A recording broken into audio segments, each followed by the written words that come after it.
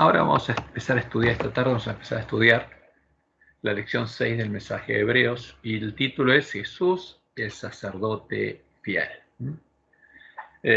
Y vamos a hacer una introducción, porque es importante repasar lo que estudiamos. En el estudio de este trimestre ya diferenciamos claramente al santo, el verdadero Jesús, nuestro hermano fiel, nuestro hermano en la carne, del impostor que busca ocupar su lugar, el anticristo, el Jesús, que es la abominación desoladora, y nosotros que el Dios Hijo de la Trinidad, que no vino a nuestra carne y es el disfraz de Satanás, el disfraz bajo el cual lo empezaron a adorar los apóstatas de la iglesia primitiva, que en el año 313 después de Cristo se unieron a las tropas que levantó Constantino, sabiendo que era un ídolo, y en cuya defensa persiguieron a los miembros de la iglesia del desierto y se embriagaron de la sangre de los mártires de Jesús, como podemos ver claramente en el edicto de Tesalónica del año 380, por el cual la bestia romana empieza a perseguir y asesinar a los cristianos que no adoran al Dios la Trinidad. La semana pasada vimos que el verdadero lugar de reposo, el verdadero reposo, el reposo de la promesa, que se alcanzaba al entrar en el lugar del santuario de Dios, el reposo en el que habían entrado los miembros de la iglesia primitiva y al que el autor de Hebreos estaba llamando a entrar a sus hermanos, mientras se dijera hoy, es el reposo de la esclavitud del pecado. Y lo diferenciamos del falso reposo futurista que aparece en nuestra lección. ¿Por qué? Porque Satanás quiere ocultar justamente el verdadero reposo para que nadie pueda entrar en él. Y en el estudio esta semana vamos a estudiar el sacerdocio del verdadero Jesús, el verdadero sacerdote fiel, que oficia en el nuevo lugar del santuario de Dios, en la casa de Dios, la casa que Dios tendría en el nuevo pacto. Y lo vamos a diferenciar del falso sacerdocio del anticristo, el Jesús al que adoran la bestia, el falso profeta, los lobos que vinieron a nosotros vestidos de ovejas, y en su ceguera también está adorando el ángel de la Odisea. Entonces empecemos por el falso Jesús y el falso sacerdocio. Como un repaso de lo que ya estudiamos en este trimestre, en primer lugar vamos a ver cuáles son los errores que encontramos en nuestra lección. Los errores que provienen de la mesa de Jezabel y son parte de la comida y la bebida de los borrachos. La comida y la bebida que Jesús anunció que estaría en medio de su iglesia y llevaría a los que la comieran y bebieran a hacer lo mismo que los apóstatas de la iglesia primitiva que hicieron la obra de Balaam, a perseguir y golpear a sus consiervos. Por eso Jesús nos dice en Mateo 7, 13 al 15, a nosotros, al pueblo de su iglesia, en la última generación, entrad por la puerta estrecha, porque ancha es la puerta y espacioso el camino que lleva a la perdición. Y muchos adventistas serían los que entran por ella, porque estrecha es la puerta y angosto el camino que lleva a la vida, y pocos son los que la hallan. Guardaos de los falsos profetas que vienen a vosotros con vestidos de ovejas, pero por dentro son lobos rapaces. ¿Por qué estaría la puerta ancha en medio del pueblo antista? Porque los lobos la habrían traído. Los lobos son los que adoran a ese Jesús. Son los discípulos de la puerta ancha. Y la habrían traído a la iglesia adventista para hacer que nosotros entremos por ella, al lugar donde ellos entran. Y por supuesto, Jesús nos dice, no entren por esa puerta. ¿Y qué pasaría? Muchos siervos adventistas estarían justamente comiendo y bebiendo con estos borrachos. Pero si aquel siervo malo dijera en su corazón, mi señor tarda en venir, y comenzara a golpear a sus consiervos y aún a comer y a beber con los borrachos. ¿Borrachos de qué? Del vino de Babilonia. Vendrá el señor de aquel siervo en día que éste no espera y a la hora que no sabe, y lo castigará duramente y pondrá su parte con los hipócritas. Allí será el lloro y el crujir de dientes. Ahora, bien es triste decirlo, pero justamente podemos ver claramente que lo que Jesús anunció se cumple en nuestra lección. Ahora, esto es lo que aparece en la lección del sábado 29 de enero de 2022. En la lección, primera parte de la lección para mañana, justamente. Sábado... no, 29 de enero. Mañana va a ser, ¿qué día? 5 de febrero. Bueno, el versículo de memoria es porque tal sumo sacerdote nos convenía, santo, inocente, sin mancha, apartado de los pecadores y hecho más sublime que los cielos. Ahora, ¿qué dice nuestra lección? Este es uno de los párrafos que aparece el sábado. El pecado causó el abismo que existía entre Dios y nosotros. El problema se agravó porque el pecado también implicaba la corrupción de nuestra naturaleza. Ahora, ¿de dónde viene este concepto? No es bíblico. Es una de las doctrinas de Roma. Dios es santo y el pecado no puede existir en su presencia. Por tanto, nuestra propia naturaleza corrupta nos separó de Dios. Al igual que dos imanes en la orientación incorrecta se repelen entre sí. Ahora, ¿qué quiere decir esto? Que Dios nos abominaba y se apartaba de nosotros, nos repelía. Pero esto es una barbaridad, esto es una doctrina romana. Además, nuestra naturaleza corrupta es imposible que como seres humanos obedezcamos la ley de Dios. Ahora, ¿de dónde viene esto? Nosotros ya lo estudiamos, como lo estudiamos en la lección número 4.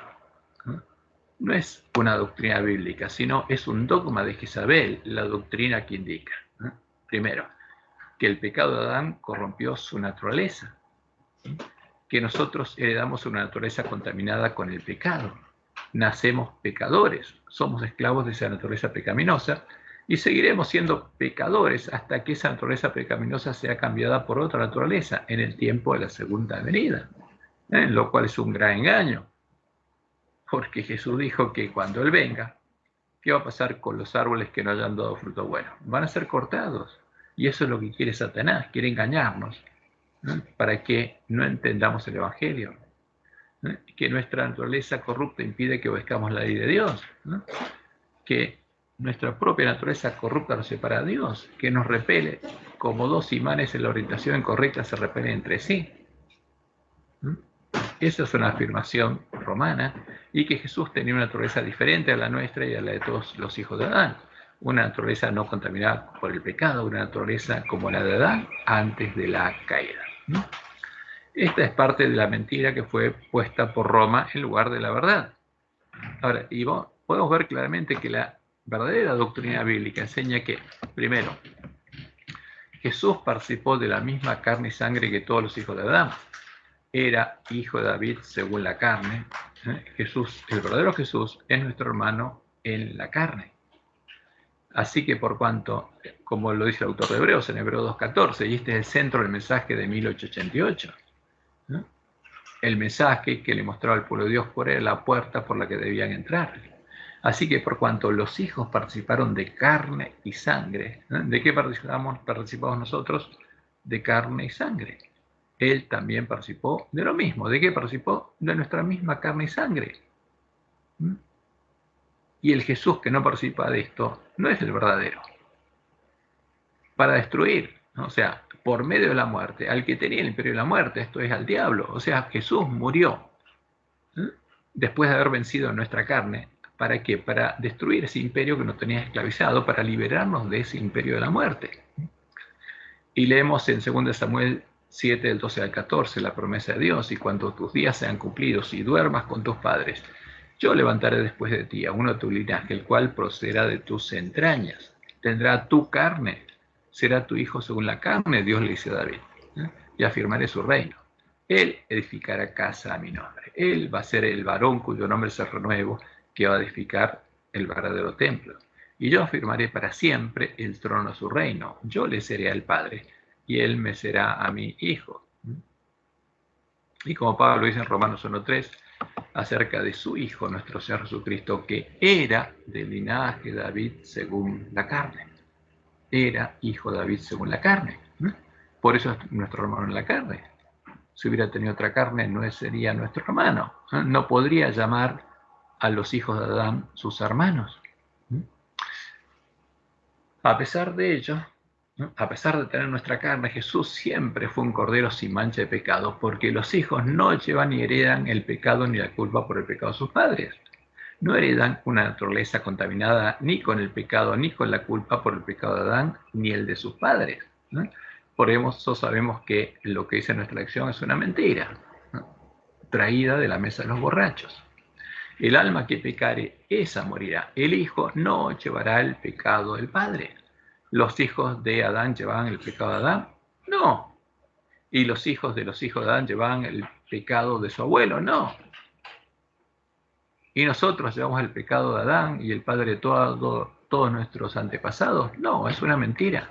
Dios es claro. El hijo no llevará el pecado del padre. Por eso sabemos que lo que dice nuestra lección es una mentira. Que no sabemos si el que lo escribió cree que es verdad o no lo cree. O simplemente lo pone ahí porque es su trabajo ponerlo. Pero la palabra de Dios es clara. El verdadero Jesús tenía nuestra carne y él no llevaba el pecado de ninguno de sus antecesores. Como podemos ver en su genealogía, que hubo pecadores. Y David mismo fue un pecador. Y cometió pecados terribles. Pero Jesús no llevaba ni la culpa del pecado de Adán, ni la de David, pero tenía la carne de David. Y nosotros sabemos que Dios creó a Adán y a Eva a su imagen y semejanza moral, teniendo escrita su ley en su mente y en su corazón, la ley de amor que Dios tiene escrita en su mente y en su corazón, siendo árboles buenos que dan frutos buenos. Pero cuando Satanás les enseñó, y aquí está la verdadera naturaleza del pecado, cuando Satanás les enseñó a Adán y Eva la ciencia del bien y del mal, la ciencia que él había creado, la ciencia que Satanás tiene escrita en su mente y en su corazón, esa ciencia, ese conocimiento, la ley del pecado, no contaminó la naturaleza de la carne de Adán y Eva, sino contaminó el buen tesoro de su mente y su corazón. Y a partir de ese momento, el hombre es esclavo de la ley del pecado escrita en su mente y en su corazón.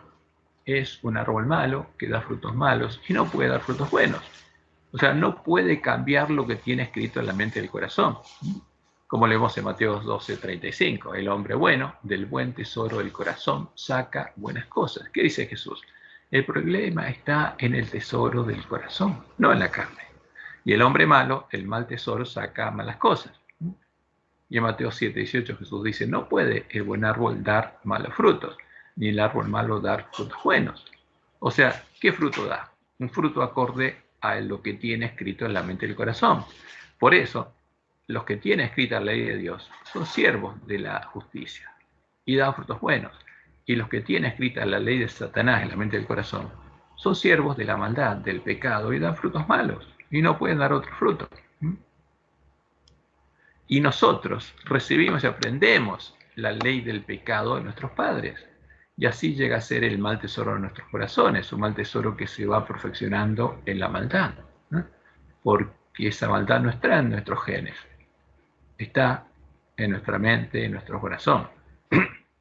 Y como dice Pedro en 1 Pedro 1:18-19, el objetivo de Jesús de morir por nosotros en el lugar en el que estábamos, en el reino del príncipe de este mundo, era liberarnos de la esclavitud. Porque él no tenía por qué morir ahí, ¿no? Pero lo hizo para morir en nuestro lugar, para nosotros pudiéramos vivir en lugar de él, sabiendo que fuisteis rescatados de vuestra vana manera de vivir, la cual recibisteis ¿de quién? De vuestros padres. ¿De dónde lo aprendimos? De nuestros padres. No con cosas corruptibles como oro o plata, sino con la sangre preciosa de Cristo, como un cordero sin mancha y sin contaminación. Entonces, ¿para qué murió Jesús? No murió para ofrecer un sacrificio a Dios, como vamos a ver que dice nuestra lección. Murió para rescatarnos de ¿qué? De la esclavitud en la que vivíamos. Jesús, como el primogénito entre muchos hermanos, fue el primer hijo de Adán que fue engendrado por Dios y volvió a tener la ley de Dios escrita en la mente y el corazón. Fue el primer hijo de Adán que, teniendo nuestra carne, reflejó plenamente la imagen de Jesús. Y esto es lo que quiere negar la doctrina de Roma, ¿no? Como dice el Salmo 48, me complazco en hacer tu voluntad, oh Dios mío, y tu ley está en medio de mi corazón. Entonces, ¿qué pasaba con Jesús si tenía un buen tesoro en el corazón? Iba a hacer buenas obras. De él no podríamos esperar ver un mal fruto. Y Satanás lo tentó en todo lo posible para hacerlo caer, para contaminar su mente y su corazón. Pero nunca llegó a tener nada en Jesús, ¿no? Y justamente el plan de redención de Dios es la promesa de redimir y liberar a los hombres de la esclavitud del pecado, y transformarlos a su imagen, escribiendo nuevamente su ley en sus mentes y sus corazones, circuncidando sus corazones, como lo empezó a hacer con los miembros de la iglesia primitiva, solucionando el verdadero problema que estaba y está en lo que tenemos escrito en la mente y el corazón, como él lo anunció en Jeremías 31:33. Pero este es el pacto que haré con la casa de Israel después de aquellos días, dice Jehová. Daré mi ley en su mente y la escribiré en su corazón, y yo seré ellos por Dios y ellos me serán por pueblo. ¿Qué es lo que necesita el hombre? ¿Qué es lo que perdió? El conocimiento que tiene Dios, el conocimiento de la ley que está escrita en la mente y el corazón de Dios, vuelve a estar en su mente y su corazón. Como indica el autor de Hebreos, esta es la obra que estaba haciendo Dios en los árboles malos que habían sido redimidos por precio de la esclavitud y servidumbre a la que estaban sometidos en el reino del príncipe de este mundo. Y habían entrado en su reposo, habían sido libertados de la esclavitud del pecado y habían reposado sus malas obras y sus malos caminos, por los que andaban como consecuencia del mal tesoro de sus corazones. Y leemos en Hebreos 10, el 15-17, porque el autor de Hebreos hace referencia a la promesa del nuevo pacto y nos atestigua lo mismo al Espíritu Santo, porque después de haber dicho, este es el pacto que haré con ellos, después de aquellos días, dice el Señor, pondré mis leyes en sus corazones y en sus mentes las escribiré. ¿Cuál es la propuesta de Dios? ¿A qué se refiere el autor de Hebreos? A esto, esta es la promesa del Evangelio del Reino de Dios. Esto es lo que Dios estaba haciendo en los que habían entrado en su reposo. Y leemos en Hebreos 2, 14 al 15. Así que por cuanto los hijos participaron de carne y sangre, él también participó ¿de qué? De lo mismo. Para destruir por medio de la muerte ¿a quién? Al imperio de la muerte, al que tenía el imperio de la muerte, esto es al diablo, en donde estaba sujeto el pueblo de Dios, y librar ¿de dónde? Del imperio de la muerte a los que, por el temor de la muerte, estaban durante toda la vida sujetos a servidumbre. Librarnos de la esclavitud, del pecado. ¿Y cuándo? En forma inmediata. Como dice el autor de Hebreos en Hebreos 4:10, porque el que ha entrado en su reposo, también ha reposado sus obras como Dios de las ollas, ha reposado de las obras de un esclavo del pecado, como el pueblo de Israel reposó de la esclavitud de Egipto y de las obras que tenía que hacer como esclavos. Ahora, dice el autor de Hebreos, el que ha entrado en su reposo, reposó de sus malas obras, reposó de ser esclavo de la ley del pecado. Y lo interesante es que, contrariamente a lo que dice nuestra lección, ni la naturaleza de nuestra carne, ni las inmundicias de nuestra mente y nuestro corazón repelen al Dios que es amor, ya que, aún antes de redimirnos, Él mismo moraba en medio de su pueblo, en su tabernáculo, y perdonaba sus pecados y los cargaba sobre sí mismo. Y sería Él mismo el que, luego de redimirnos, vendría a morar a nosotros, y mientras nos guiara a andar por sus sendas, nos limpiaría y nos guardaría de todas nuestras inmundicias. Esas inmundicias no lo alejarían de nosotros. Como leemos en Isaías 43, de 23 al 25. ¿Qué pasaba cuando el pueblo de Dios iba al santuario en el tiempo de Israel? Dios los perdonaba y los limpiaba. ¿Y qué hacía él? Cargaba los pecados de ellos. Por eso le dice, no me trajiste a mí los animales de tus holocaustos, ni a mí me honraste con tus sacrificios. No te hice servir con ofrendas, ni te hice fatigar con incienso. No compraste para mí caña aromática por dinero, ni me saciaste por la grosura de tus sacrificios. Los sacrificios no son para Dios, Él no exige sacrificios, ¿no? ¿Qué pasaba? Si no pusiste sobre mí la carga de tus pecados, me fatigaste con tus maldades. Yo soy el que borro tus rebeliones por amor de mí mismo, y no me acordaré de tus pecados. O sea, ¿qué hacía Dios? Le abría la puerta de su casa para que ellos vinieran y poder limpiarlos. ¿Y qué hacía Dios con los pecados? Los cargaba Él. ¿Los repelían porque eran pecadores? No, los llamaba. Y Él se hacía cargo de sus pecados. Los pecados quedaban sobre Él. Pusiste sobre mí la carga de tus pecados, porque este es el Dios verdadero. El otro es mal, es Moloch, ¿no? Y por eso Él anunció que cuando nos redimiera, abrió un camino por el cual Él estaría andando con nosotros. Decid a los de corazón apocado, esforzaos, no temáis, y aquí que vuestro Dios viene con retribución, con pago. Dios mismo vendrá y os salvará. Entonces los ojos de los ciegos serán abiertos, y eso es una promesa para nosotros, y los oídos de los sordos se abrirán, y habrá allí calzada y camino, y será llamado camino de santidad. No pasará inmundo por él, porque antes de entrar por ese camino tenemos que ser limpiados. Para eso está la fuente, sino que Él mismo estará con ellos. Entonces, ¿quién estaría con nosotros? Dios mismo. El que anduviere en este camino, por torpe que sea, no se extraviará. ¿Y qué haría Dios con nosotros? Con los que estamos contaminados por el pecado, con los panes con levadura. Esparciré sobre vosotros agua limpia y seréis limpiados. De todas vuestras inmundicias y de todos vuestros ídolos os limpiaré. ¿Nos repelería porque somos inmundos? No, Él nos quiere limpiar. Os daré corazón nuevo y pondré espíritu nuevo dentro de vosotros. Este es el nuevo hombre, una nueva mente y un nuevo corazón. Y quitaré de vuestra carne el corazón de piedra y os daré un corazón de carne. Y pondré dentro de vosotros mi espíritu. Yo voy a morar dentro de ustedes. Ustedes van a ser mi templo. Y yo los voy a guiar en mis caminos. Y haré que andéis en mis estatutos y guardéis mis preceptos y los pongáis por obras. Voy a hacer que un árbol malo dé fruto bueno. Y mientras tanto, hasta que los transformo y los limpio, os guardaré de todas vuestras inmundicias. Y llamaré al trigo y lo multiplicaré y no os daré hambre. Esa es la hermosa promesa de Dios. Pero este Dios no tiene nada que ver con el de Roma. Este es el Dios verdadero. Como dice Pablo en Filipenses 2:13, porque Dios es el que en vosotros produce, así el querer como el hacer por su buena voluntad. Dios es el que está morando en ustedes.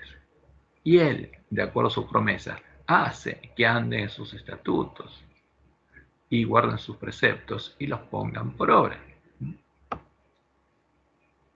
Y como Dios mismo lo anunció, el Jesús que no tendría nuestra carne y sangre sería el falso Jesús, el anticristo. Profecía que se cumple en Jesús definido en las doctrinas de Jezabel, ¿no? Como leemos en 1 Juan 4, 1 al 3. Amados, no creáis a todo espíritu, sino probad a los espíritus si son de Dios, porque muchos falsos profetas han salido por el mundo. En esto conoced el Espíritu de Dios. Todo espíritu que confiesa que Jesucristo ha venido en carne es de Dios. Y todo espíritu que no confiesa que Jesucristo ha venido en carne, como el de Roma, como el de los lobos, no es de Dios. Y este es el espíritu del anticristo, el cual vosotros habéis oído que viene y que ahora ya está en el mundo. Y al haber un falso Dios y un falso Jesús, tiene que haber un falso sacerdocio. La existencia de un falso Dios modelado a imagen de Zeus, a imagen de Moloch, Baal, el Dios Padre que exige el castigo de la deuda de los pecadores, y de un falso Jesús, modelado a imagen de Apolo Mitra, el Dios Hijo de los paganos, siempre va acompañada de un falso evangelio y un falso sacerdocio, llevado adelante por los que interceden para aplacar la ira de el Dios Padre enojado, ¿no? Del Dios de Babilonia que está enojado. Este es el evangelio y el sacerdocio que están reflejados en la comida y la bebida de la mesa de Jezabel. La comida y la bebida que, como Dios lo había anunciado, también ha llegado a nosotros. En el libro La Trinidad, de Casa Editora Sudamericana, encontramos el fundamento de las declaraciones de nuestra lección. Para nuestros teólogos, la justicia de Dios requiere castigo por el pecado. Solo se satisface con el castigo por el pecado. Y sin que esa justicia divina fuera satisfecha con la muerte de Cristo, como castigo por el pecado, el Dios Padre de la Trinidad no podía ofrecer misericordia a los pecadores. Y uno lee esto y parece mentira, pero esto es lo que se le enseña al pueblo adventista. Libro de la Trinidad, página 256. El amor debe actuar de una forma que satisfaga completamente la justicia antes que Dios pueda ofrecer misericordia a los pecadores.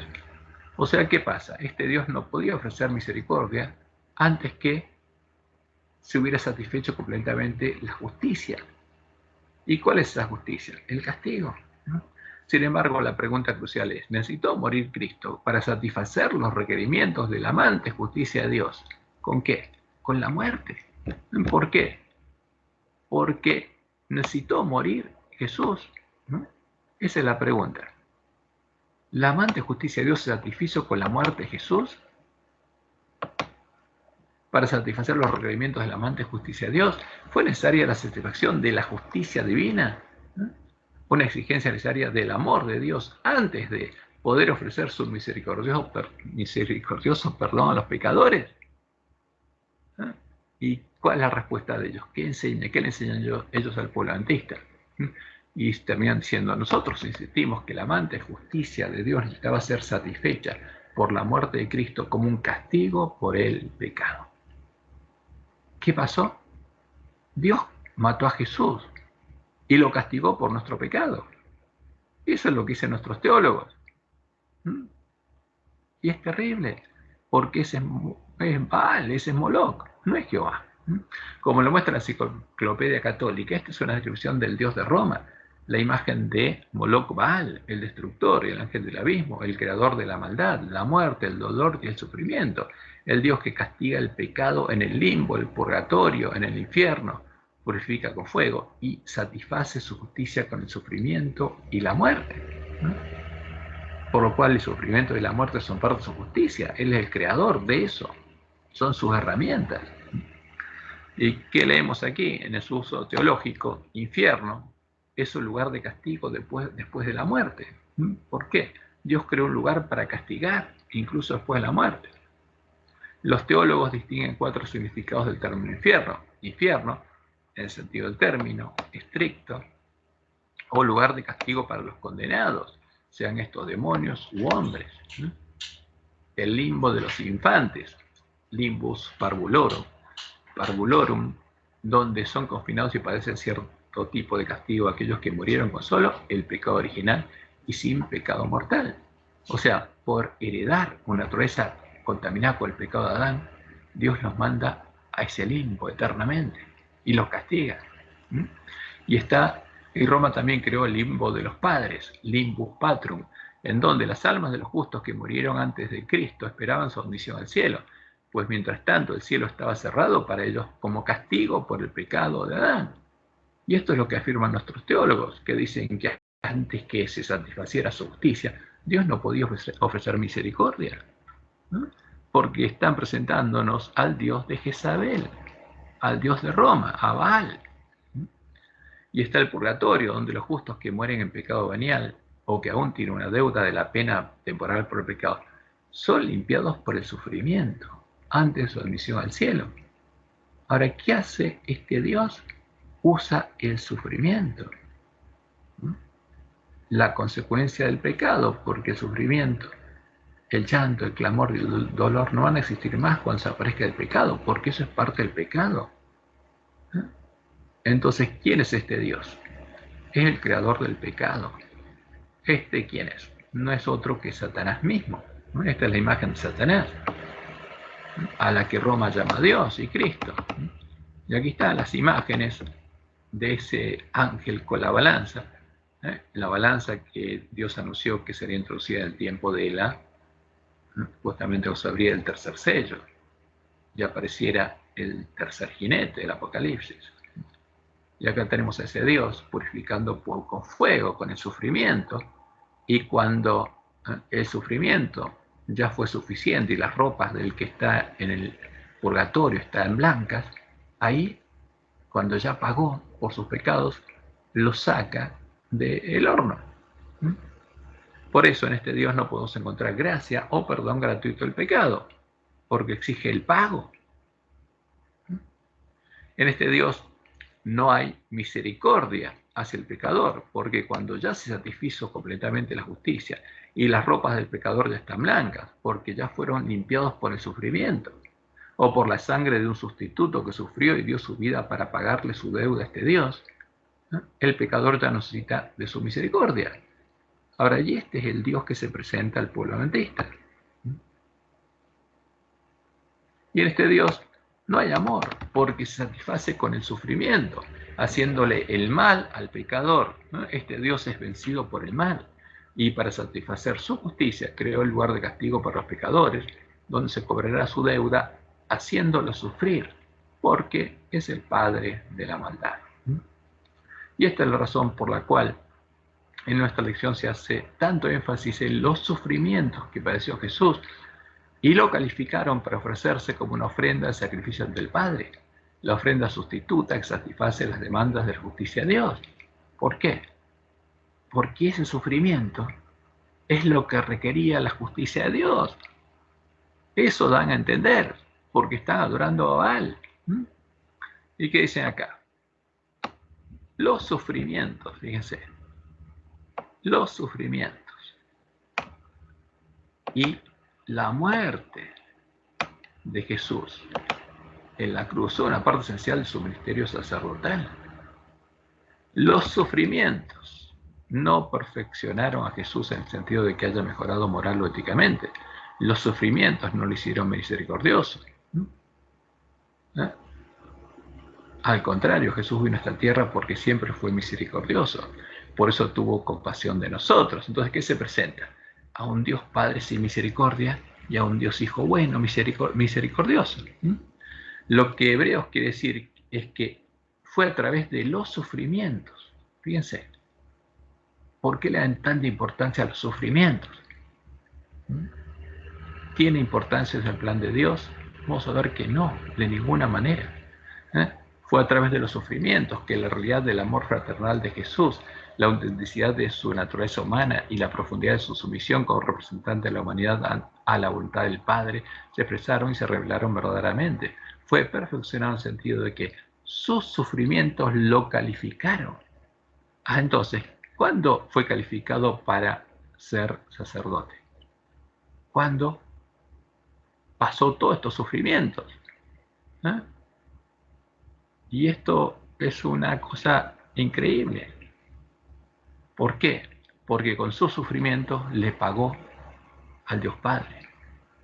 Por medio de sus sufrimientos se hizo justicia y satisfizo la justicia de este Dios Padre. Y sus sufrimientos los calificaron para ser nuestro sacerdote.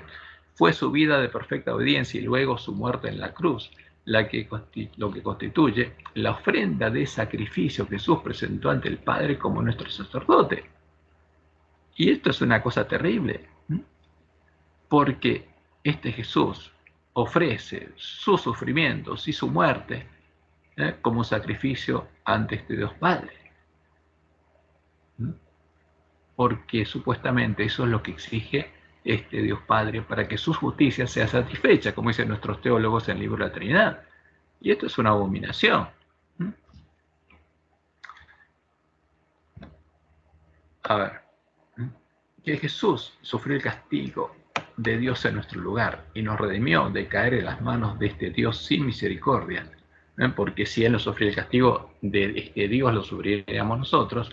Es lo que queda reflejado en las imágenes que aparecen en nuestras lecciones acompañando a estas falsas enseñanzas, a estas falsas doctrinas, las doctrinas de Roma. Pues fíjense, Roma usa la imagen de Zeus y le llama Dios Padre. Y Zeus es el Dios del cielo que castiga echando rayos. Y ahí está el Dios Hijo, por eso una imagen aparece en el folleto de nuestra lección, interponiéndose entre ese Dios airado que tira el rayo y nosotros, y el rayo ¿dónde cae? En este Dios Hijo se pone ahí con los brazos abiertos como una cruz. Porque esa es la doctrina que se introdujo en nuestra iglesia, la doctrina de Jezabel. Ahora, ¿cuál es entonces el sacerdocio de este Jesús? Según esta doctrina, Jesús nos perdona de nuestros pecados. ¿Por qué? Porque el Dios Padre busca el castigo. Y para que seamos perdonados, Él tiene que sufrir por nosotros. O sea, Él ejerce misericordia y Él nos perdona. Y sufre el castigo por perdonarnos. Toma nuestro lugar y nos cubre de la vista de Dios. Dios ve a Jesús en vez de vernos nosotros, porque nos escondemos detrás de Jesús. Jesús se presenta ante el Padre y lleva nuestros pedidos de perdón, junto con su sangre, mostrándole al Padre que Él ya pagó por nuestros pecados, que Él ya sufrió. Entonces Dios nos declara justos, declara que no tenemos deuda con su justicia. que ya fue satisfecha. ¿No? Esto es lo que supuestamente es el sacerdocio de Cristo. Y esta es la imagen que aparece en nuestra lección. Vemos a este Jesús intercediendo en la presencia del Padre, y atrás de él las penumbras, escondido atrás de él a un pecador. ¿Es esta la verdadera justicia de Dios? ¿Es esta la verdadera obra sacerdotal de Jesús? No, de ninguna manera.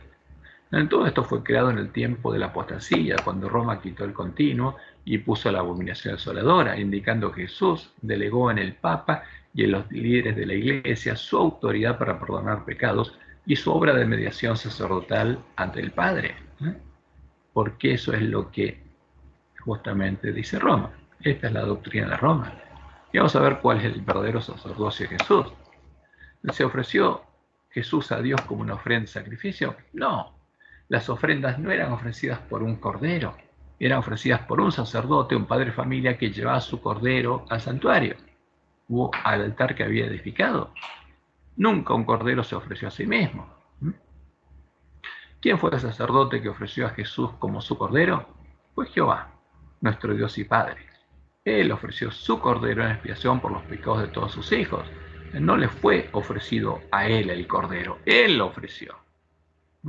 Como dice Isaías 53:6, todos nosotros nos descarriamos como ovejas, cada cual se apartó por su camino, mas Jehová cargó en él el pecado de todos nosotros.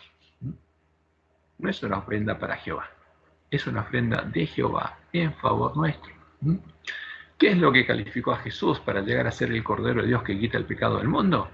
No fueron los sufrimientos que padeció, sino, cuando lo anunciaba la profecía, el ser Jehová, nuestro Dios, el Dios fuerte, el Padre eterno, hecho hombre, como Emmanuel, como el Hijo de David, para llegar a ser el macho cabrío sobre el que cae la suerte por Jehová.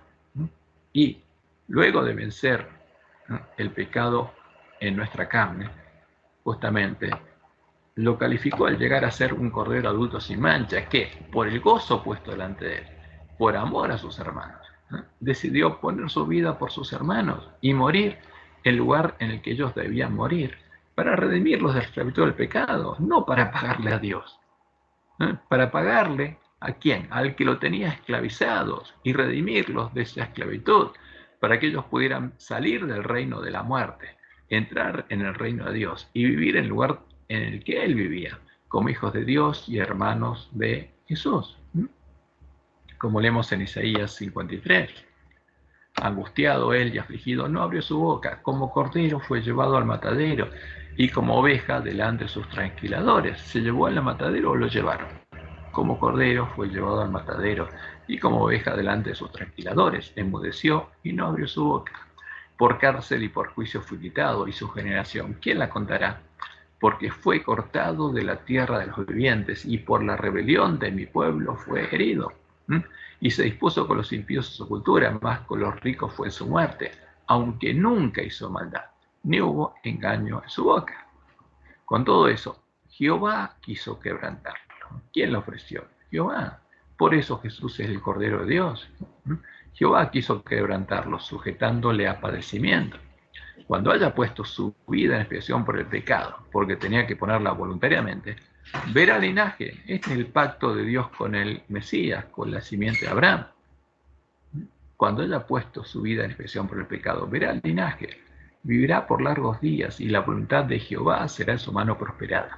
Verá el fruto de la aflicción de su alma y quedará satisfecho. Por su conocimiento justificará a mi siervo justo a muchos y llevará las iniquidades de ellos. Por tanto, yo le daré parte con los grandes y con los fuertes repartirá despojos, por cuanto derramó su vida hasta la muerte y fue contado con los pecadores, habiendo él llevado el pecado a muchos y orado por los transgresores.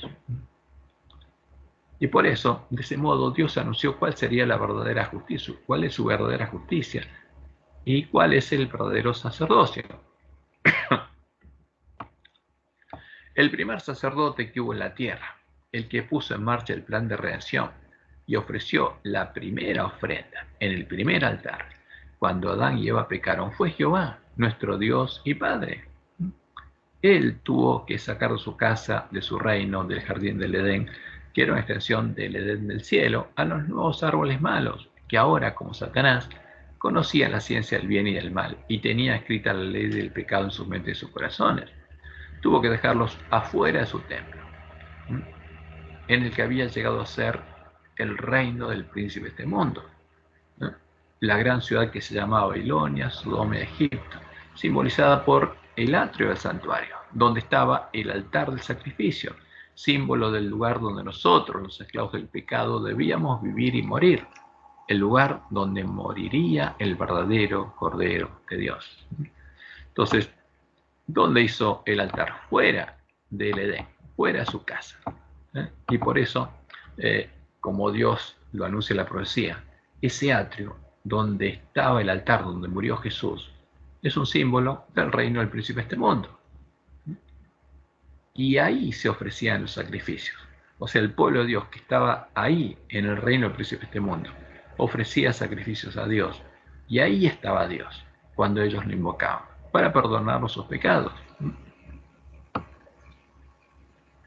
Frente a las puertas del Edén, Jehová edificó el primer altar, sacrificó sobre él a los primeros 2 corderos, confesando en ellos el pecado de sus hijos, y los vistió con sus pieles, para que ellos empezaran a entender que el plan de redención anunciaba que una víctima inocente, un cordero sin mancha, moriría en el lugar donde ellos debían morir, para que ellos pudieran vivir. ¿Qué pasó entonces con la deuda por el pecado de Adán y Eva? Jehová, nuestro Dios y Padre, con amor y misericordia, los justificó. Quitó de ellos la deuda por la culpa del pecado y la colocó sobre sí mismo, contaminándose con la culpa de sus pecados, como después lo haría con nuestros pecados. Eso es lo que Dios hizo con los pecadores. Él mismo cargó sus pecados para poder justificarlos y se hizo responsable de pagar por ellos. Como lo leímos y lo leemos de vuelta en Isaías 43, 23 al 25. ¿Qué le dice ahí? Pusiste sobre mí la carga de tus pecados, me fatigaste con tus maldades. Y eso es lo que Dios hizo con Adán y Eva, e hizo con Abel y quería hacer con Caín. Él perdonarlos, justificarlos y cargar sus pecados. Simbólicamente Jehová trasladó la culpa del pecado de sus hijos a su templo, a su casa, contaminándola con la culpa por el pecado, haciéndose el responsable de pagar la deuda por los pecados perdonados a sus hijos, para que el lugar de su santuario pueda ser purificado en el día del juicio, en el día de la expiación, y él pueda ser declarado justo en su juicio, porque él y sus hijos van a ser juzgados por toda la obra desarrollada durante el plan de redención. ¿Qué hizo Dios? ¿Ejerció misericordia? Por supuesto que sí. El dios de Roma, Moloch, ¿ejerció misericordia? No, no podía, porque exigía castigo. Pero ese, el Dios Padre de la Trinidad, no es el Dios verdadero, es un ídolo, como lo es el Dios Hijo de la Trinidad y el Dios Espíritu Santo de la Trinidad. ¿Cuál sería la justicia de Dios? ¿Cómo podría Dios pagar por todos los pecados perdonados a sus hijos y trasladados al santuario? Solo con la sangre del cordero, que es el antitipo de el macho cabrío sobre el cual cae la suerte por Jehová, con cuya sangre el santuario sería purificado en el día de la expiación, el día del juicio a Dios y a los santos del Altísimo. Además, para ser declarado justo en su juicio, Jehová solo podría perdonar a los hombres que se arrepintieran de sus pecados, fueran ante él siguiendo el camino establecido en la ley y la gracia, y los confesaran, como lo hizo David, porque solo podría perdonar al que realmente estuviera arrepentido de sus pecados, como leemos en Salmos 51 del 1 al 5. Ten piedad de mí, oh Dios, conforme a tu misericordia, conforme a la multitud de tus piedades, borra mis rebeliones, lávame más y más de mi maldad y límpiame de mi pecado, porque yo reconozco mis rebeliones y mi pecado está siempre delante de mí. Contra ti solo he pecado y he hecho lo malo delante de tus ojos. ¿Y por qué hacía David esto? Como él lo dice, para que seas reconocido justo en tu palabra. Porque eso es lo que dice la palabra de Dios. Y David estaba siguiendo el camino establecido en la palabra de Dios, en la ley y la gracia, para que seas reconocido justo en tu palabra y tenido por puro en tu juicio, porque Dios sería juzgado por haber perdonado a David y por haber perdonado a Adán y Eva y por perdonarnos a nosotros. Como dice Isaías 5:16, porque Jehová de los ejércitos será exaltado en juicio, el Dios santo será santificado con justicia. ¿Por qué? Porque Él también tiene que ser santificado. El santuario tiene que ser purificado de los pecados que carga, porque Dios es responsable de todos los pecados perdonados a sus hijos. Y Él también necesitaba tener una justicia con la cual ser limpiados sus pecados, porque hasta que no manifestara su justicia, seguiría siendo responsable y no habría pagado por nuestras deudas.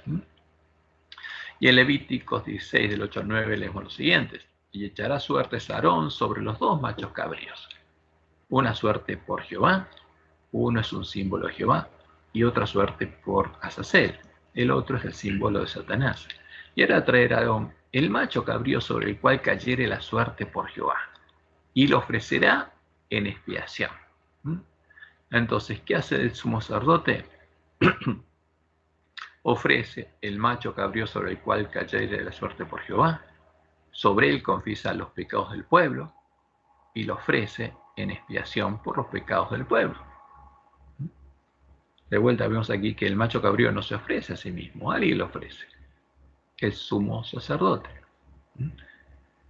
Ahora, para que existiera ese cordero sin mancha que simbolizaba a Jehová, sobre el cual caía la suerte por Jehová, y con cuya sangre el santuario puede ser purificado de todos los pecados perdonados por Dios a sus hijos, Dios mismo debería hacerse hombre, una oveja en todo semejante a sus hermanos, pero que no fuera esclava del pecado, una oveja que viviera en la presencia de Dios y fuera la piedra del ángulo de su templo.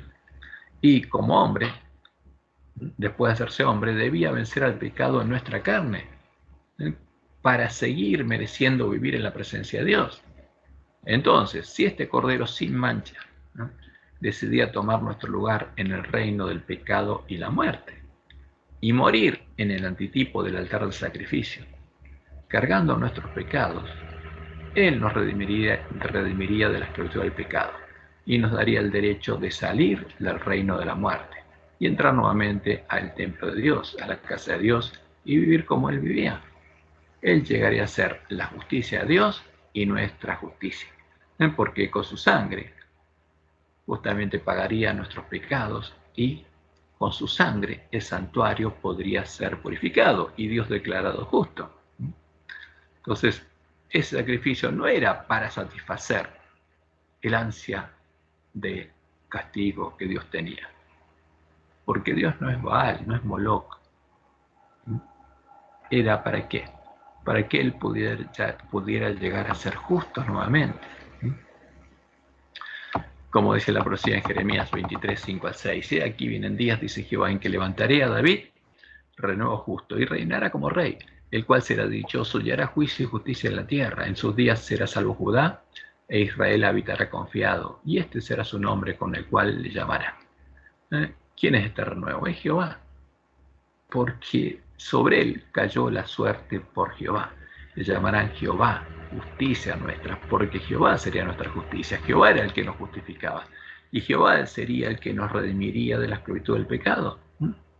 Y en Zacarías 3, del 8 al 9 leemos: escucha pues ahora, Josué, sumo sacerdote, tú y tus amigos que se sientan delante de ti, porque son varones simbólicos. He aquí yo traigo a mi siervo el renuevo. Porque he aquí aquella piedra que puse delante de Josué. Sobre esta única piedra hay 7 ojos. ¿Cuál es la roca que tiene 7 ojos? Hay una sola. No hay 2 ni hay 3, hay una sola. Jehová. Porque los 7 ojos son los 7 espíritus de Dios. He aquí, yo grabaré su escultura, dice Jehová a los ejércitos. Yo lo voy a perfeccionar. Y después quitaré el pecado de la tierra en un día. ¿Cómo? Cargando sobre él el pecado de todos nosotros. Y por eso Pablo en Romanos 3, del 21 al 26, indica que Jesús no es solamente nuestra justicia, sino es la justicia de Dios. Pero ahora, aparte de la ley, se ha manifestado la justicia de Dios, testificada por la ley y los profetas, la justicia de Dios por medio de la fe en Jesucristo, para todos los que creen en Él, porque no hay diferencia por cuanto todos pecaron y están destituidos de la gloria de Dios, siendo justificados gratuitamente por su gracia. ¿Cómo justifica Dios? Gratuitamente. ¿Desde cuándo? Desde Adán y Eva en adelante, gratuitamente. No pide nada a cambio, gratuitamente, siendo justificados gratuitamente por su gracia, mediante la redención que es en Cristo Jesús, a quien Dios puso como propiciación por medio de la fe en su sangre, para manifestar, ¿qué cosa? Su justicia, la justicia de Dios, a causa de haber pasado por alto en su paciencia los pecados pasados. ¿Qué había hecho Dios? Había pasado por alto en su paciencia los pecados de su pueblo, porque los había perdonado y los había cargado Él. Y ahora Él tenía que manifestar su justicia, con la mira de manifestar en este tiempo su justicia, a fin de que Él sea el justo y el que justifica al que es de la fe de Jesús. Porque con esta sangre, cuando Dios justifica al que es de la fe de Jesús, finalmente en el día de la expiación, esos pecados van a poder ser quitados del santuario. Los que Dios carga van a ser quitados de sus espaldas con la sangre del Cordero, y Él volverá a ser declarado justo. El Dios Santo será santificado con justicia. Como Dios le mostró a su pueblo en la primera Pascua, celebrada en Egipto, para que Él pudiera liberarlos del antitipo de Egipto, el reino de la muerte y el pecado, su Cordero de Pascua debía morir en medio de Egipto, en el reino del dragón, para que Él pudiera pintar los postes y el dintel de la puerta de su casa con la sangre de su Cordero, preparar la cena de Pascua e invitar a todos los hombres que están en medio de la gran ciudad que se llama Babilonia, Sodoma de Egipto, a salir de ella y a entrar por las puertas de su casa y ser liberados de la esclavitud del pecado. Y Jesús murió ¿dónde? En el mismo lugar donde estarían los cadáveres de los testigos, como Jesús lo anunció en Apocalipsis 11:8. Y sus cadáveres estarán en la plaza de la grande ciudad que en sentido espiritual se llama Sodoma y Egipto, donde también nuestro Señor fue crucificado. ¿Por qué? Porque los gentiles se apoderarían del atrio, como dice Apocalipsis 11:1 y 2. Entonces, el atrio del templo ya era un símbolo del reino del príncipe de este mundo, y por eso Dios permitiría que los gentiles se apoderen del atrio, y ahí hagan sacrificio a sus dioses. Entonces, el atrio, que es un símbolo de Babilonia, Sodoma y Egipto, fue también el lugar donde, antes de ser liberado de la esclavitud de Egipto, el pueblo de Israel sacrificó el Cordero de Pascua. Y es también un símbolo del lugar donde moriría el verdadero Cordero de Dios. Y ahí se abriría el camino para que los que eran esclavos del pecado, del reino de la muerte, que estaban siempre en el atrio, pudieran salir de ahí y entrar a la casa de Dios, entrar en Canaán, entrar en el reino de Dios. ¿Cuál es el destino de los hijos de Dios, de los que entran en su reino, en el lugar de su santuario, por la puerta estrecha, empieza a recorrer el camino angosto que lleva a la vida? ¿Cuál es el destino? El de la mesa, los panes, la proposición. ¿Por qué esa es la proposición de Dios? Simbólicamente, nuestro destino es ser transformados por Dios de panes cocidos con levadura en panes sin levadura, y ser puestos en la mesa de los panes la proposición de Dios a su pueblo, como panes semejantes a Jesús, sin levadura y ungidos con aceite. Y en Juan 1, del 10 al 13, Juan nos dice lo siguiente. Nos dice que Jesús nos regaló esa posibilidad. En el mundo estaba, y el mundo por él fue hecho, porque él es Jehová, porque en 6 días hizo Jehová los cielos y la tierra, pero el mundo no le conoció. A los suyos vino, los suyos no le recibieron, mas a todos los que le recibieron. Por eso Jesús está a la puerta y llamando al ángel de la Odisea para que pueda oír su voz y recibirlo. Mas a todos los que le recibieron, a los que creen en su nombre, a los que creen que él es Jehová el Señor, les dio potestad de ser hechos hijos de Dios, los cuales no son engendrados de sangre, ni de voluntad de carne, ni de voluntad de varón, sino de Dios. Porque el que entra a la casa de Dios, nace de Dios y empieza a recorrer el camino angosto que lleva a la vida. Y como dice Pablo en Romanos 8, 28 al 30, al final de ese camino, los hijos de Dios van a reflejar plenamente la imagen de Jesús. Y sabemos que a los que aman a Dios todas las cosas les ayudan a bien. Esto es a lo que los que conforme a su propósito son llamados. Porque a los que antes conoció también los predestinó para que fuesen hechos conforme a la imagen de su Hijo, para que sea el primogénito entre muchos hermanos. Porque ese es el objetivo de Dios. Y esa es la promesa al Mesías, que vería el linaje, vería el fruto de la aflicción de su alma y quedaría satisfecho. Y a los que predestinó, estos también llamó. Y a los que llamó, estos también justificó. Y a los que justificó, estos también glorificó. La Pascua, el día 14 del mes 1, era el día de preparación para el sábado especial, con el que comenzaba la semana de los panes y levadura. Después de morir, el cordero debía ser asado y preparado para ser comido esa noche con panes y levadura y hierbas amargas.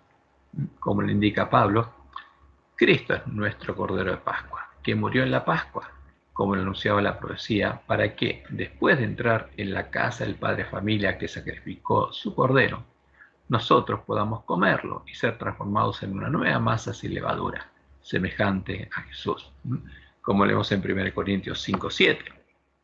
Limpiaos, pues, de la vieja levadura, para que seáis nueva masa, sin levadura, como sois, porque nuestra Pascua, que es Cristo, ya fue sacrificada por nosotros. ¿Y quién la sacrificó? Dios la sacrificó por nosotros. ¿Y quién preparó la cena? Dios preparó la cena. Como leemos en Colosenses 1:12 al 14, porque ellos ya no estaban más en el reino del príncipe de este mundo, no estaban más en el atrio, habían sido trasladados al reino de Dios, al reino de Jesús, con gozo dando gracias al Padre que nos hizo aptos para participar de la herencia de los santos en luz, el cual nos ha librado de la potestad de las tinieblas, nos ha librado del reino de Satanás, donde estábamos en el atrio del templo, donde murió Jesús, y nos ha trasladado al reino de su amado Hijo, en quien tenemos redención por su sangre, el perdón de los pecados. Y esa era la verdad de la iglesia primitiva, no vivían más en el atrio, no eran más esclavos del pecado, habían sido liberados. Y por eso, lo que Dios hizo cuando libró a su pueblo de Egipto y lo llevó a Canaán, lo libró de la esclavitud física en Egipto, en la primera Pascua, cuando murió el primer cordero de Pascua en Egipto. Y los padres de familia prepararon su casa y la cena de Pascua, y los que deseaban ser liberados de la esclavitud entraron en la casa, cuya puerta estaba pintada con la cena de cordero, y comieron la cena de Pascua, cordero asado con panes y levadura y hierbas amargas. Eso justamente es lo que ocurrió ahí, y los que creyeron a Dios e hicieron esto fueron liberados, y finalmente los que tuvieron fe entraron a Canaán cuando Josué les dio el reposo. ¿Por qué? Porque Dios los llevó a la tierra prometida a Abraham. Y Josué les dio el reposo a los que finalmente por fe entraron a Canaán y reposaron de la esclavitud física, pero seguían siendo esclavos del pecado y necesitaban ir continuamente al santuario simbólico, llevando sus ofrendas simbólicas para obtener el perdón de los pecados. ¿Por qué? Porque espiritualmente seguían siendo esclavos de Egipto. Estaban en el atrio y no podían salir de ahí, no podían pasar de ahí. Y en ese tiempo había un sacerdocio simbólico y sacrificios simbólicos. Pero ellos necesitaban una nueva liberación para entrar en un nuevo reposo, el reposo prometido a Abraham y a su simiente, el reposo del que habla el autor de Hebreos. ¿Y qué pasaría en ese tiempo? Eso ocurriría cuando viene el Mesías y muriera en el antitipo de Egipto y del atrio del templo, que es el Egipto espiritual, el reino del príncipe de este mundo, moría en nuestro lugar. Y la liberación de Egipto es el tipo de la liberación de la esclavitud espiritual, de ser siervos de la ley del pecado escrita en nuestra mente y en nuestro corazón. Y para poder ser liberados, primero debíamos ser redimidos del reino de la muerte, pagando el precio de nuestra redención. Y por eso Dios ofreció su cordero, para pagar el precio de nuestra redención. No a él, sino a quién, al que nos tenía esclavizados. Y debía morir un cordero en cuanto a carne y sangre, en todo semejante a sus hermanos, pero sin pecado, sin mancha de pecado. Alguien que no fuera esclavo del reino de la muerte. Y tenía que poner su vida para liberar a sus hermanos y morir en el lugar en el que debían morir sus hermanos, en el atrio, en el reino del príncipe de este mundo. Y entonces justamente se abrirían las puertas para la nueva Canaán, que es el reino de Dios, el nuevo lugar de su santuario, en el tiempo del nuevo pacto. Y el entrar a este lugar sería el reposo que nos daría el Mesías, ¿no? El reposo que queda para el pueblo de Dios, y la liberación de la esclavitud del pecado le alcanzaría a los que entraran en su reino. Y los panes y levaduras son un símbolo de la obra de la nueva creación realizada por Dios en sus hijos, porque esa es la promesa de Dios, la provisión de Dios. Y el sacerdocio de Jesús, el continuo, es para la justificación de nuestros pecados, y lo hace estando sentado a la diestra de Dios. Y la otra obra que él tendría que hacer, y que nos atañe a nosotros, y como Jesús le dijo a Elena de Juan en visión, la entenderíamos los que esperaron pacientemente, ¿no? Es la obra que él haría en el día de la expiación y la purificación del santuario, que es el día de las bodas del Cordero. Ahora, la obra de intercesión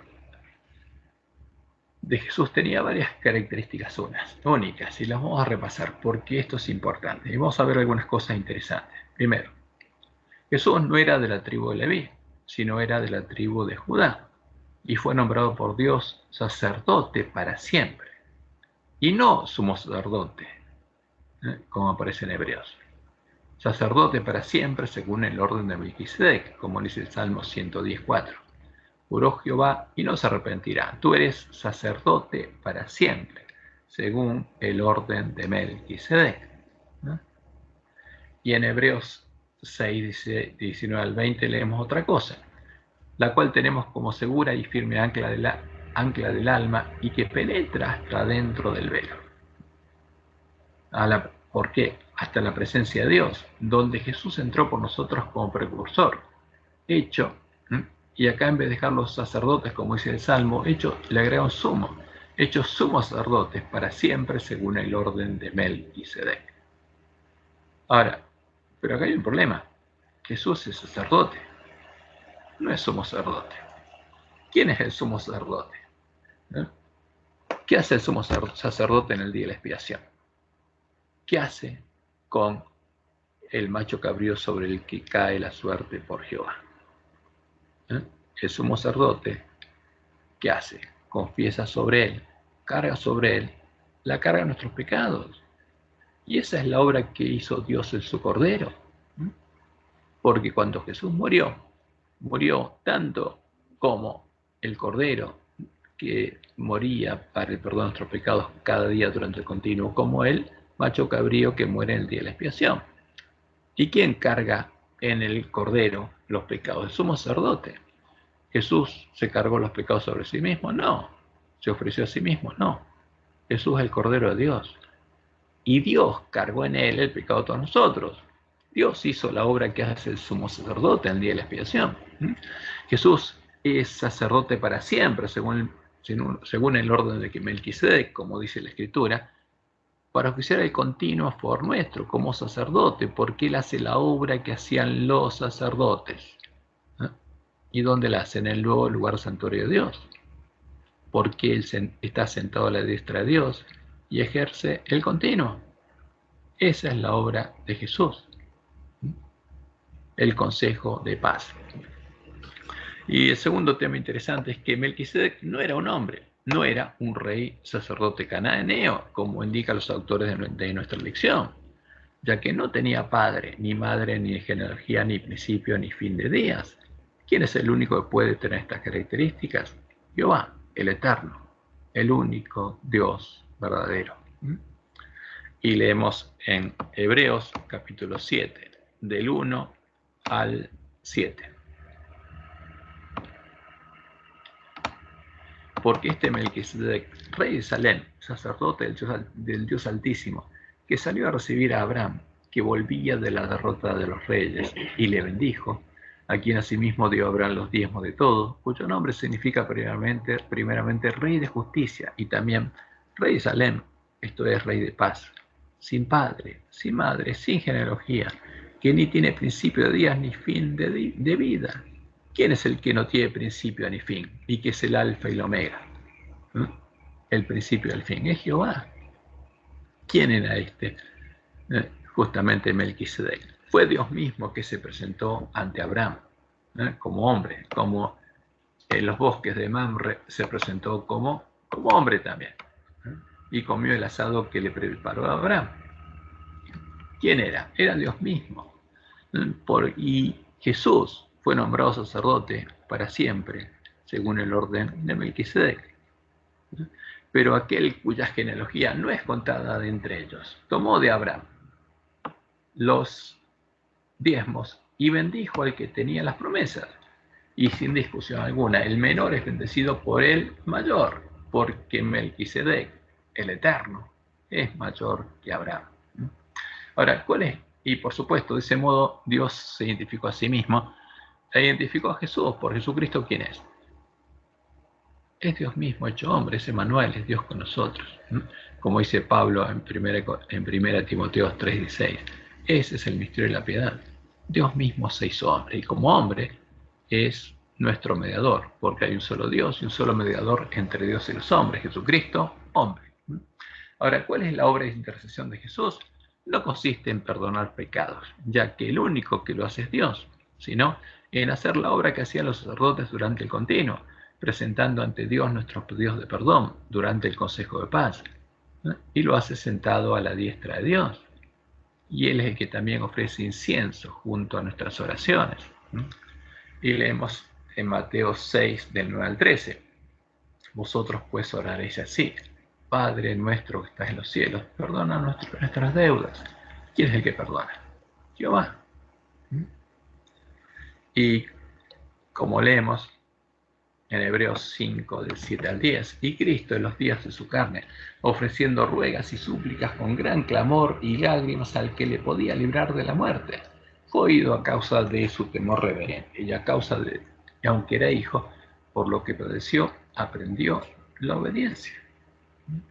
Y habiendo sido perfeccionado, o sea, habiendo, como Dios dice, sido pulida la piedra del ángulo de su templo, habiendo llegado a reflejar plenamente la imagen de Dios, habiendo tenido el nombre de Dios escrito en la frente, vino a ser autor de eterna salvación para todos los que le obedecen, y fue declarado por Dios no somos sacerdotes, sino sacerdotes según el orden de Melquisedec.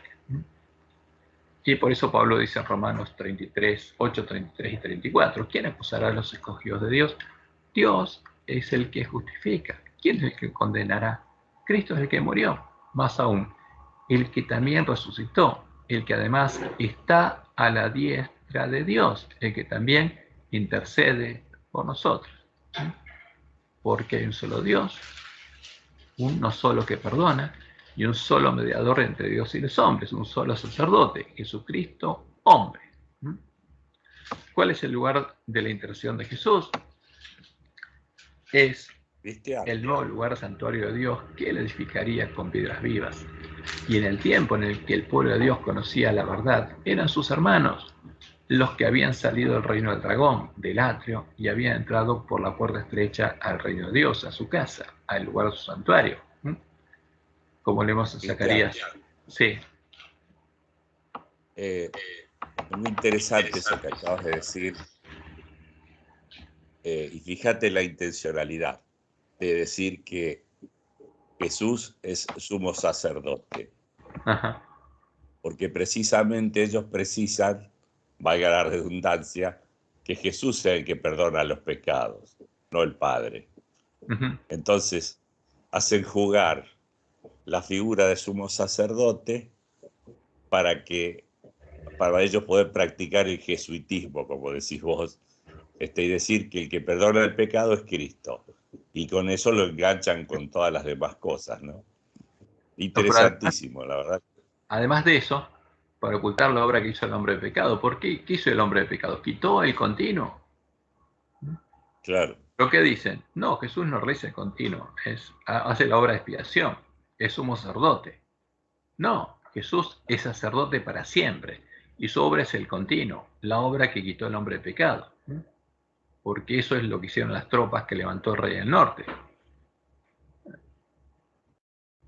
Bueno, por eso hay muchas cosas ahí que cuando uno empieza a entender la profecía y pone línea sobre línea todas las cosas, se da cuenta de por qué lo hicieron. Porque tiene un propósito todo. Pero como Dios ¿El la vio... salmo cuál era? ¿Qué? ¿Qué salmo es el que dice que lo hizo sacerdote según el orden Melquisedec? El 119, ¿no? Salmo 110, versículo 4. Así, Juró 110, Jehová gracias. y no se arrepentirá. Tú eres sacerdote para siempre, según el orden de Melquisedec. Porque, y bueno, eso es el tema. Ahora, ¿cuál es el lugar del santuario de Jesús? ¿Dónde oficia en nosotros? Como leemos en Zacarías 6, del 12 al 13. Y la verdad es diciendo, así ha hablado Jehová de los ejércitos, diciendo, he aquí el varón cuyo nombre se renuevo, el cual brotará de sus raíces, el renuevo Jehová, y edificará el templo de Jehová. Porque el templo edifica Jesús. El templo que fue echado por tierra por el hombre pecado es el templo que edifica a Jesús, y en ese templo lleva adelante el continuo. Él edificará el templo de Jehová. ¿Y quién llevará gloria a Jehová? Y Jehová se sentará y dominará su trono, y habrá sacerdote a su lado. Por eso Jesús sentaría a la diestra de Dios, y consejo de paz habrá entre ambos. Ahora, ¿cuál es ese templo?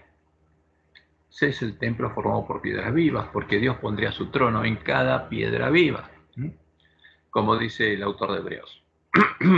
Y Moisés, a la verdad, fue fiel en toda la casa de Dios, como siervo, para testimonio de lo que se iba a decir. Pero Cristo, como hijo sobre su casa, la cual casa somos nosotros. O sea, ¿dónde oficia Jesús? En nosotros. Por eso, intercede en nosotros con gemidos indecibles, como dice Pablo en Romanos 8. Si retenemos firme hasta el fin la confianza y el gloriarnos en la esperanza. Y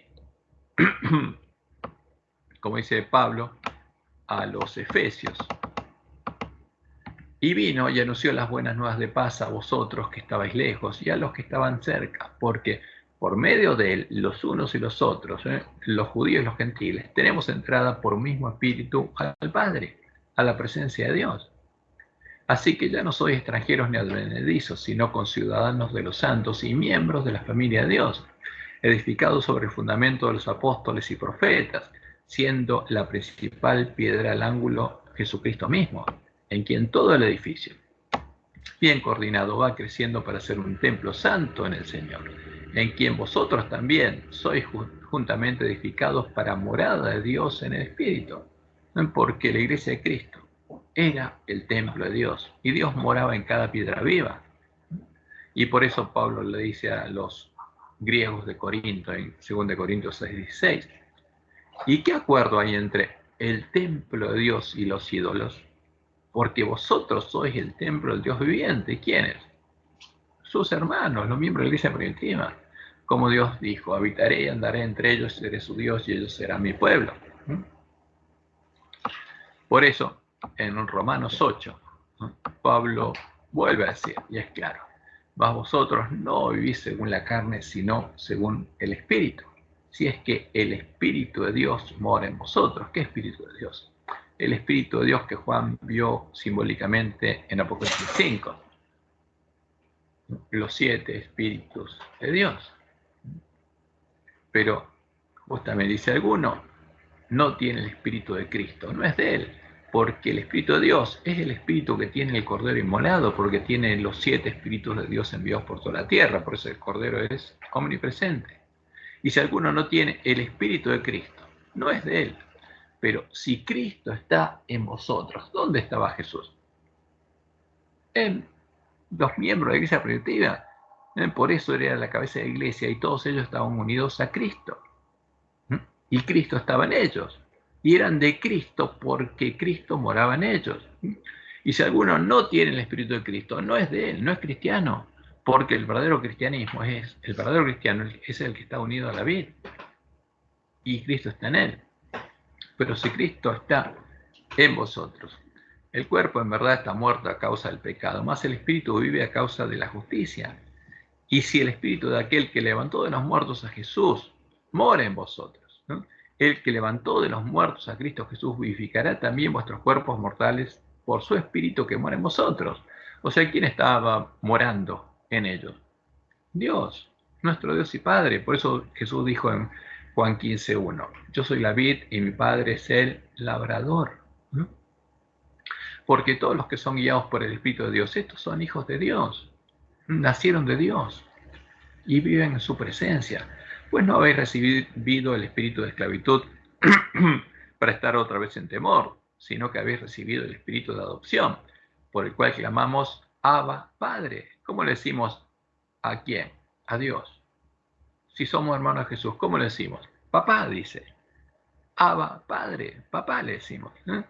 Porque somos sus hijos y hermanos de Jesús. Y en adelante sigue siendo, y de igual manera el Espíritu nos ayuda en nuestra debilidad. Pues, ¿qué hemos de pedir como conviene? Lo sabemos, pero el Espíritu mismo intercede por nosotros con gemidos indecibles. ¿Quién intercede por nosotros? En nosotros. Cristo. ¿Quién está en nosotros? Cristo. Porque si no, no somos de Él. Porque el Espíritu que mora en nosotros, Él, la presencia de Dios y la presencia de Cristo. Porque es el Cordero inmolado que está sentado a la diestra de Dios. Y Él intercede por nosotros con gemidos indecibles. Por eso, si alguien nos pregunta, ¿quién es el Espíritu que intercede por nosotros y en nosotros ante el Padre con gemidos indecibles? Y la respuesta es clara. Es Jesús, su Cristo, hombre glorificado. Él es el que está sentado a la diestra de Dios en el templo del nuevo pacto. Y es el único mediador entre Dios y los hombres. No hay otro. Como leemos en Apocalipsis 5:6. Y miré y vi en medio del trono y de los 4 seres vivientes y en medio de los ancianos, vi que en medio del trono y de los 4 seres vivientes y en medio de los ancianos estaba en pie un cordero como inmolado que tenía 7 cuernos, símbolo de ¿qué? De autoridad, y 7 ojos, los cuales son los 7 espíritus de Dios enviados por toda la tierra. O sea, ¿quién tiene el Espíritu de Dios? Y ahora es omnipresente, porque donde está el Espíritu de Dios, la presencia de Dios, Él también está. Este Cordero, este hombre, que ahora también fue glorificado y tiene los 7 ojos, ¿no? Que son los 7 Espíritus de Dios enviados por toda la tierra. Y donde está el Padre, Él también está. Por eso, dijo, el que me recibe a mí, recibe al que me envió. Y como dice Pablo, porque hay un solo Dios y un solo mediador entre Dios y los hombres, Jesucristo, hombre. Entonces, ¿quién es el que intercede con gemidos indecibles? Jesucristo, hombre. Este Cordero que tiene los 7 ojos y es omnipresente. Y cuando Dios viene a morar a nosotros, Él también viene con su Padre. Porque esa es la realidad que vivía la iglesia primitiva. Ese es el Espíritu que moraba en ellos. Por eso eran templos del Espíritu Santo de la promesa. Y por medio de ese Espíritu moraba Jehová, y a su lado se sentaba en su trono, ¿quién? Nuestro mediador, Jesucristo hombre, nuestro hermano, la cabeza de la iglesia. Este es el lugar santuario de Dios que tiene que ser reedificado y al que somos llamados a entrar por la puerta estrecha, mientras aún se encuentra abierta, mientras se dice hoy, para que seamos hechos columnas en el templo de Dios. Como dice el autor de Hebreos, en Hebreos 3, 14 y 15, porque somos hechos participantes de Cristo, con tal que retengamos firme hasta el fin nuestra confianza del principio, en tanto que se dice, si oyereis hoy su voz, no endurezcáis vuestros corazones como en la provocación. Este es el llamado de Dios. Y Jesús lo repite el ángel de la Odisea, estoy a la puerta y llamo. Y mientras te estoy llamando, es tiempo de gracia, aún se dice hoy. Pero va a llegar el tiempo en que voy a dejar de llamarte. Por eso es importante que nuestros hermanos escuchen este mensaje hoy. Y nuestra responsabilidad es darle el alimento a tiempo a nuestros hermanos. Que Jehová los bendiga y los guarde y los guíe a toda verdad y que tengan un hermoso y bendecido sábado.